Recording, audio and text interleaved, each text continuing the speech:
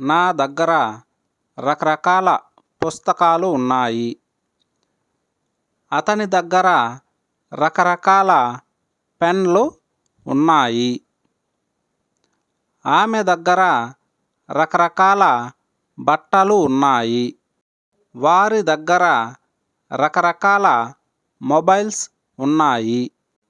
ఇలాంటి వాక్యాలను ఇంగ్లీష్లో ఎలా చెప్పాలో ఇప్పుడు చూద్దాం. దీనికి గాను మనం డిఫరెంట్ కైండ్స్ ఆఫ్ను ఉపయోగిస్తాం. డిఫరెంట్ కైండ్స్ ఆఫ్ అంటే రకరకాల లేదా వివిధ రకాలైన. నా దగ్గర రకరకాల పుస్తకాలు ఉన్నాయి.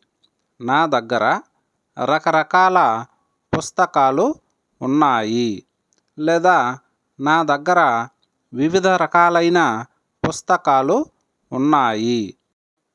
I have different kinds of books. I have different kinds of books. అతని దగ్గర రకరకాల పెన్లు ఉన్నాయి. అతని దగ్గర రకరకాల పెన్లు ఉన్నాయి. He has different kinds of pens. He has different kinds of pens. ఆమె దగ్గర రకరకాల బట్టలు ఉన్నాయి. She has different kinds of clothes. వారి దగ్గర రకరకాల మొబైల్స్ ఉన్నాయి.